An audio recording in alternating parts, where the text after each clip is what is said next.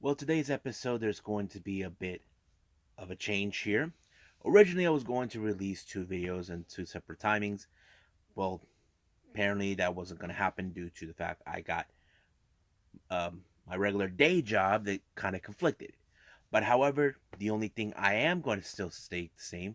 As you know, we got ChocoPro 195, and of course, more on NWA USA. But also, finally, New Japan Pro Wrestling with the New Year Golden Series Day 2 has been finally uploaded. And of course, we got New Japan Nemesis. So, let's get ready for another episode of Deleted Wrestle Zone.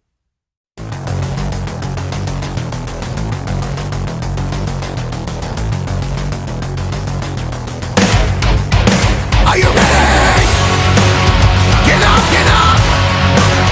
Get up, get up! Get up, get up! Get up, get up! Get up, get up! Get up, get up!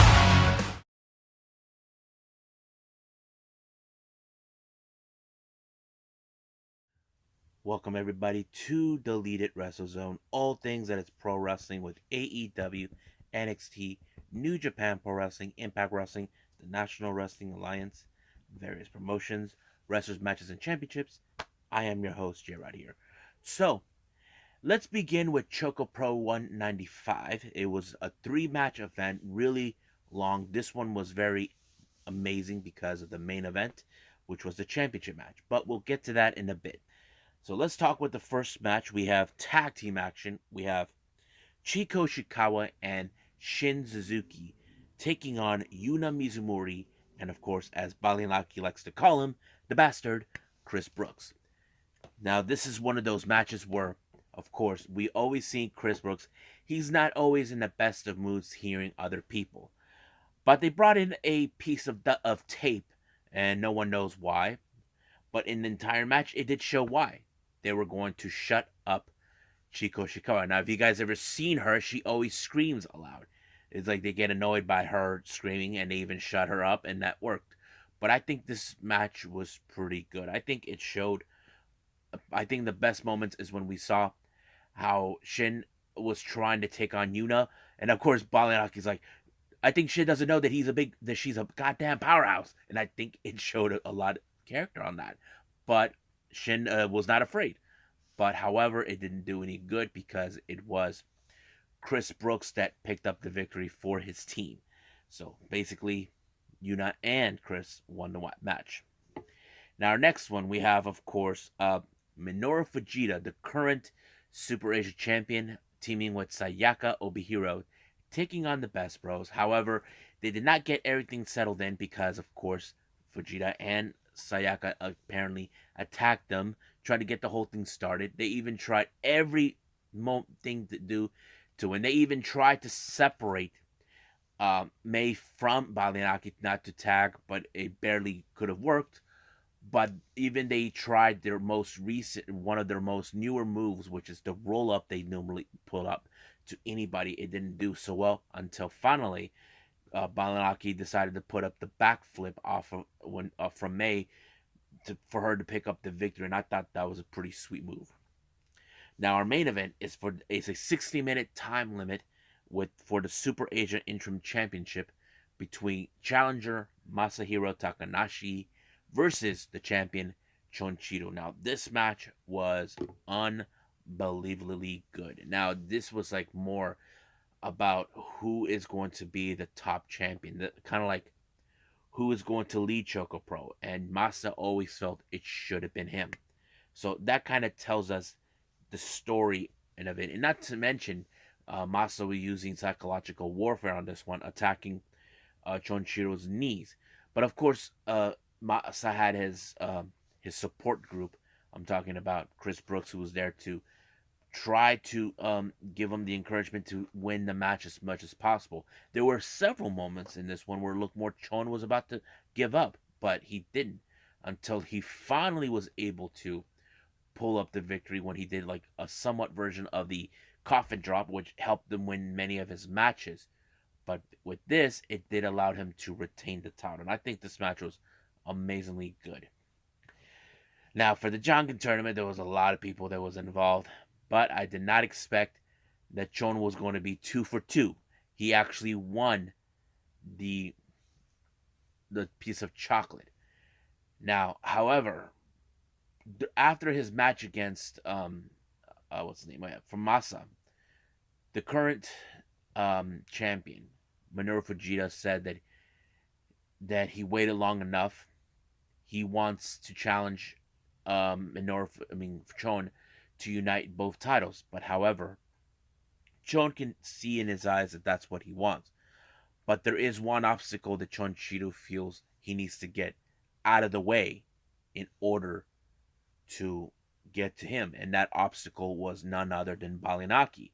Now, those who don't remember or not, at the last episode of the last season, Balinaki pinned Chonchito, so automatically he does have a right for a chance of the title. So that is something that has been eluding him throughout this entire time. But however, now Chon is willing to say, okay, I want you, Balinaki. You're right now in my way. So, of course, that's going to happen. But the match that's been being set for both the unification is going to be, of course, 200, which is one of the biggest shows they're going to do. I don't know if it's going to be a 2-day event like they did last year with 100, but we may never know.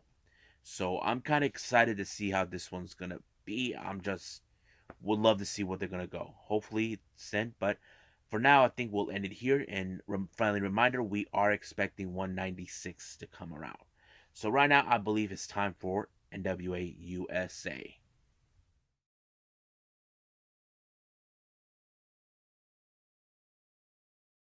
Okay, so a brand new NWA USA has just hit. It opened up, of course, with an interview by Mae Valentine with Kobe Corino along with the Fixers. Now, as you know, Kobe Corino has turned out to be such a punk in this entire storyline, how it's being told, where he had enough of Georgia South, who Georgia South, on the other hand, looked up to him as a son. And of course, Kobe Corino decided to turn his back and send the Fixers to do his dirty work because the main event became the empty arena match. So that kind of puts it in a very interesting segment. Now, our next interview we had, of course, was with Kyle Davis. We had, of course, the legend himself, Hall of Famer, and comes from one of the best tag team wrestlings of all time. I'm talking about Ricky Morton being accompanied by his son, Kerry Morton. Now, Kerry Morton, on the other hand, as you know, he is a second generation wrestler. Many people are probably thinking the same thing. Okay, what can he do now? I know many people say he needs to step out of the shadows of his dad. We normally can agree on that one. So that's what he needs to do. But however, they were interrupted by one half of the Rude Dudes, Jamie Stanley, who thinks that it doesn't matter. No one's here to see you, Kerry. It's all about me. Basically, he thinks that no one cares about the legend of Ricky Morton or his son. Basically, he thinks that he's just an afterthought. But they are going to face up because, luckily, from what I understand, their matches as part of the first rounds of the NWA Junior Heavyweight title tournament, which we'll see who is going to win it. Now, we go back to May with another interview. May asked Camille for a favor, and that favor is for Natalia Markova. As you know, Markova has been causing nothing but problems, all this and that. So May wants her to deal with her, but of course, Camille said that she loves her, but she doesn't want to get involved in other people's business. But what do I get the feeling down the line when it comes to Natalia Markova that Camille's gonna deal with her because Markova's gonna say, "Oh, I'm not impressed by you." That's what I think. I think we're gonna expect Markova challenge for the women's title. So we'll see about that. Now, speaking of Markova, we did have our first match of that very same day. We have Natalia Markova taking on Kenzie Page. This match turned into a very interesting feud. Basically, Kenzie had enough of Markova and she completely lost control of herself. The ref, in the other hand, stepped up and tried to stop the match. Basically, it ended in no contest. Even Tim Storm showed up, tried to stop it. Raven even showed up. I don't know what he's doing there anyway. But the fight continued in the back while Valentine tried to take an interview with Black G's and, of course, Marche Rocket. And it appears this is not going to end well. So this is going to be a very interesting feud between Natalia Markova and Kenzie Page. Now, back in the ring, I mentioned this before. This is the one of the first opening rounds of the NWA Junior Heavyweight Championship tournament. We have Jamie Stanley of the Rude Dudes taking on the son of a legend and Hall of Famer, Kerry Morton. I have to say, there were some good moments with Kerry Morton. I think even they're saying he's a former cheerleader. I'm like, really? I didn't even know that, but it would make sense. But I think this match showed, okay, Kerry can step out of the shadows of his dad, because that's something we can understand. We cannot see the same wrestler be just like his dad. I mean, you look at guys like Cody Rhodes. He's called the American Nightmare. Is like different from the American Dream. But that's what it really was about. So I have to say, Kerry won really good with the match, and it showed he did it with the frog splash that allowed him to win. I thought it was pretty good. So Kerry, I think we should definitely keep an eye on it. Now, our next interview is this time with Kyle Davis, and he's being accompanied by Nick Aldis, who is telling everybody right now that he is realizing when he thought that his time with his feud with Tom Latimer was done. It appears it's not. Latimer is not done, not by a long shot. Apparently, there's going to be a tag match between the British Invasion versus Strictly Business. But however, Nick Aldis wasn't just there talking about that. He wanted to give that little tough love attitude to one particular person, and that person is Anthony Mayweather, formerly known as Crimson. Now, as you know, Mayweather has been dealing with the issues towards Jack Stain and all this, and he's trying to tell him, get your head out of your ass, focus on what's in front of you right now. So he says, you have many opportunities and you just squandered them away. So it's like he was giving them that attitude. And I think it showed, like, he's being that over overprotected brother that's trying to tell him, get your head out of your ass. And I don't think there's a problem with that. But I think that was strong promo on this part on the interview, that I think it tells us the kind of character Nick Aldis is, looking out for those that matter to him in his life. So I liked it. Now our main event is none other the empty arena match. This was taken the day before USA. We had George South versus Wrecking Ball of the fixtures. Now Bradley was there too, so was C.W. Anderson. Anything could happen. Now, of course, Ostinato already predicted this one right from the get-go. He's believed that Wrecking Ball is going to win this one. Now, it's not because, oh, George South is old. It's more like that's what he sees.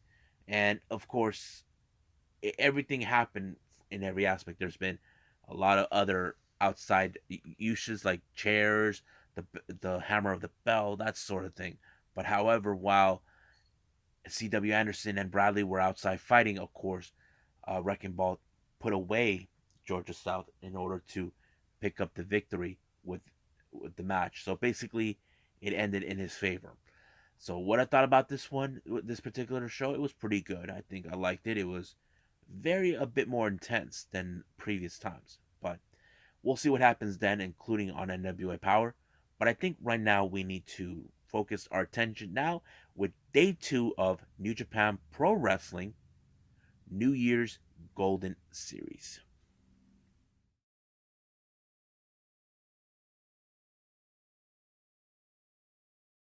Okay, now it's been a while since we were supposed to do this one. I'm talking about New Japan Pro Wrestling's New Year's Golden Series Day 2. Now, I thought they were going to broadcast it exactly on the same day, but it was released later because it was broadcast on Samurai TV. So don't ask me why it happened or why did it happen that way.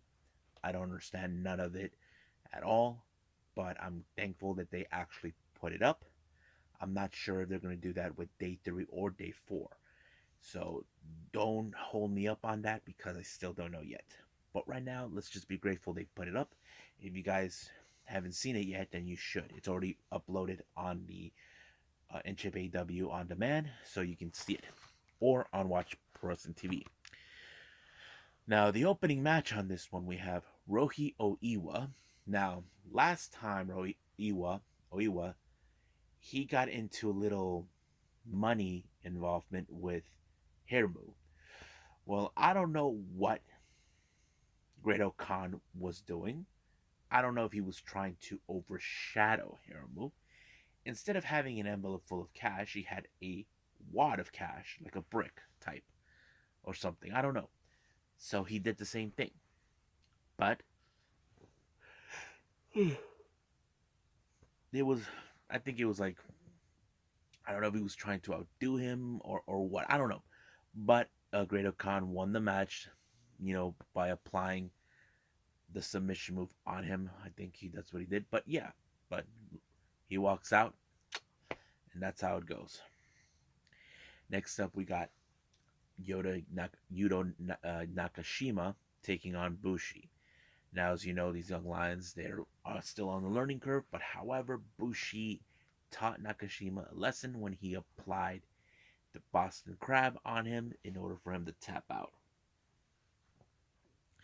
Next match, we have Bullet Club members Geto and Taiji Shimuri versus Yuji Nagata and Tiger Mask. Now, in this particular match, you can see tensions between Taiji Shimuri and Tiger Mask. As you know, it was Taiji Shimuri and the other participants involved in that three-way match at Wrestle Kingdom Night 2, where they exposed El Fantasma for the fraud that he was. I think maybe Taiji Shimuri is still upset over that. But however, it was Yuji Nagata that picked up the victory when he pinned Geto. But however, Taiji Shimuri unmasked Tiger Mask and took his mask with him. But basically, this looks like they're still holding a grudge on that. Next up, we got Hiroyoshi Tenzan, Ryosuke Taguchi, and Master Wato taking on the members of Suzuki-gun. We got Doiki, Yoshi Kanemaru, and Desperado. Now, keep in mind, we do know there is a chance Wato will get an opportunity of the IWGP Junior Heavyweight title that he pinned Desperado at some point this year or last year, whatever the two was, if I can remember. But it showed the greatness. But of course, last time in day one of the New Year's Golden Series, it was Master Water that picked up the victory when he submitted Doiki. Now, it looks like Lightning struck at the same place twice this time and got Doiki again, but this time with a pinfall. So basically, I don't know if Desperado should be worried about what he's seeing, but he should. Right now, that's still an open question. Next up, we got the feud continuing between Chaos and, of course, the House of Torture. If you guys remember, they've been causing nothing but problems for these guys with each other. Chaos, as you know, Yo was betrayed by Sho when he joined House of Torture, and of course, Evil took on Ishii for the Never Openweight title, and now we're getting another 8-man. So this is more like Chaos are getting revenge on Evil for all the things he's been putting off. Not to mention their everyday tricks they normally do to win the match was no good this time.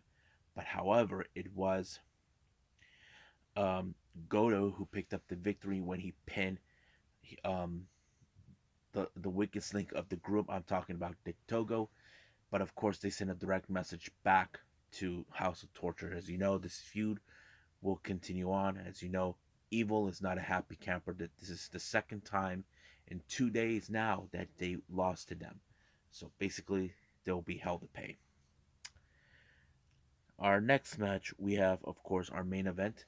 LIJ consistent of Shingo, Sanada, Naito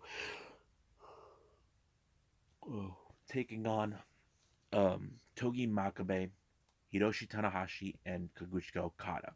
Now, keep in mind, Naito does have an opportunity, the challenge for the World Heavyweight title, and looks like Sanada may have his sights set on the U.S. title.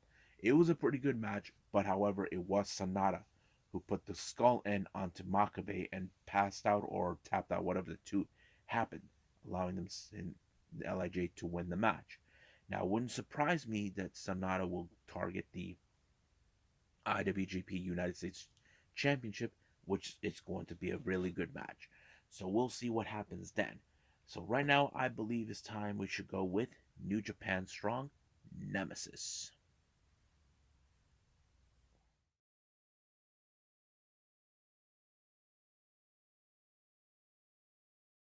Okay, last thing going to review is New Japan Strong with Nemesis. They were continuing on with the tour. Opening match, we have Lucas Riley, who Alex Kozlov, the commentator, thought that he died, all thanks to Jonas, but no, this time he's still alive, but he's facing a member of Team Filthy and tag team of West Coast Wrecking Crew, Royce Isaacs. Now you can tell on this particular match, Royce Isaacs has the much better edge, which of course he did. So he pinned Luz Isaacs to win a very good match. But however, we also had to keep an eye on Gerald Nelson, who was in ringside. Next match, we have Bad Dude Tito making his debut in New Japan Strong, taking on the flamboyant Juice Robinson. I thought this match was pretty good, but it was Juice Robinson that picked up a very interesting victory by defeating Bad Dude Tito in order to win the match. However, during the post match, Juice actually called out Jonah because he will not forget what he did when he beat David Finlay. However, it appears this was a trap. Looks like Jonah aligned himself with Tito to take Juice out. But however, David Finlay came out for the save, and which is pretty good. We could see a potential tag match between uh, Finn Juice and, of course, versus Jonah and Bad Dude Tito.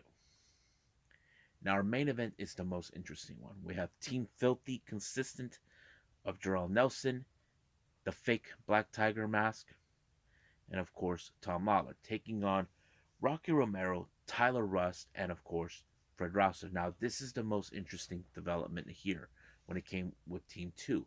The real question goes, can they trust Taylor Rust? Reason is, if you guys remember clearly, before Taylor Rust left to the other company, to WWE, he was already in league with Team Filthy. And now that he is back, the real question, can they trust him? Possibly that's a very strong word. But however, in much of this entire match, Rocky still has his issues towards the fake Black Tiger, who's been out gunning him because, of course, Rocky Romero wants him gone for good. As you know, if you know Rocky Romero's past, he was once time a Black Tiger, and practically that's what it was. But however, it was Tyler Rust who actually picked up a very strong victory in order to win the match. And we do know he has a sight set for the Strong Openweight title. So I think that's pretty much it what we got with New Japan Strong. And I think I should throw in some news updates for all of you.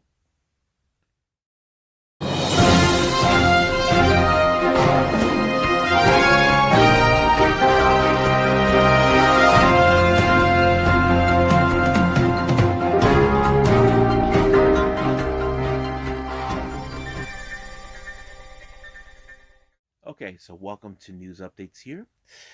So right now, an interesting development has taken place this past Thursday on Impact.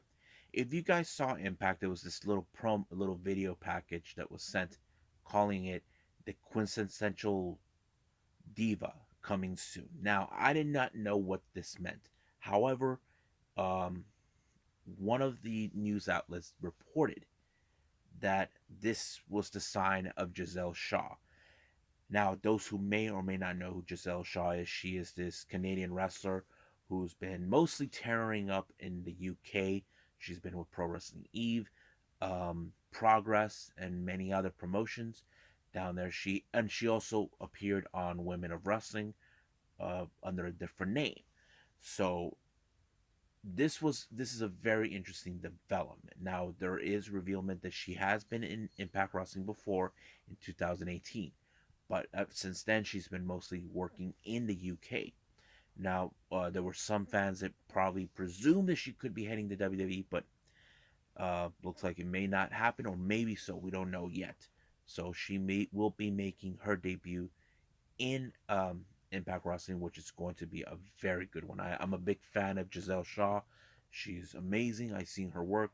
What a what a great wrestler she is. Now, for those who have heard me talk on my podcast, I talked about Momo Kohgo. If you guys don't know who she is, I'll refresh that for all of you. Momo Kohgo was one of the recent at-risk girls that left last year in 2021. There was no She never announced for what plans does she make until this year, where she in fact made her presence known in Stardom. However, Unagi Sayaka, who is considered the ascension the ascension of the future, or whatever she's called herself, I'll just call it the welcome mat, challenged Momo Kogo into a match, and I haven't seen it yet, but it was told that she lost to Inagi. That it happened on the 23rd of January, which is today, and apparently, I they predicted this that she could join Cosmic Angels, but however, uh, Unagi says she did not want her to join. But this is the most interesting part. Momo had no interest in joining Cosmic Angels.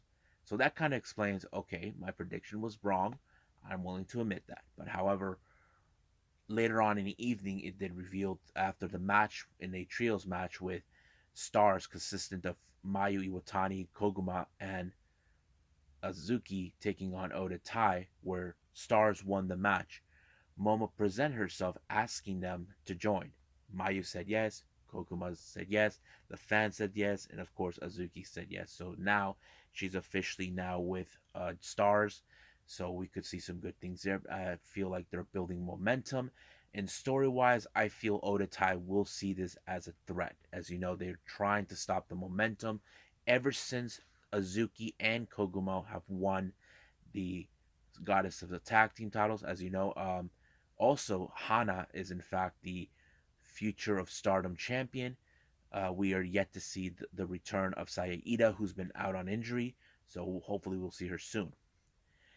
Now, our final update here. If you guys know this wrestler named Cole Carter, he has been appearing mostly on AEW Dark and other promotions. Now, this was reported by Dave Meltzer that January of 2022 will be his final appearances.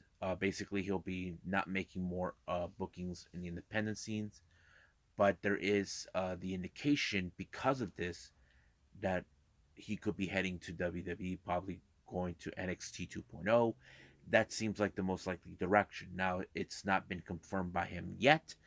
As you know, there he has been on a tryout from what the reports are revealing, but it's still no word yet. If he has, then we'll wish him good luck. I know many people probably have their doubts because of how WWE's been acting, but we'll see what happens from there. So I think that's pretty much what we got. So let's try to call it a night. Well, I hope you guys enjoyed me reviewing these. There's plenty more to come. Coming up, we got ChocoPro 196, which is going to be a good one. I also will be reviewing Warrior Wrestling 18, with the main event being Brian Cage against Will Ospreay for the Warrior Wrestling Championship. And there's many other things that will be taking place there. Still not deciding yet what to do. Now, for some of you probably thinking, am I going to be able to watch GCW?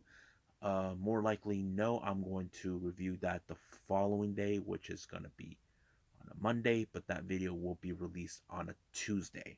So that's pretty much what's going to be taking place from there on. But I'll keep everyone apprised what I'm going to be doing. So hopefully everybody can keep up with it. So I'll see you guys on the next DWZ time. Same DWZ channel. I must bid all of you adieu. So goodbye. And have a nice day. Bang.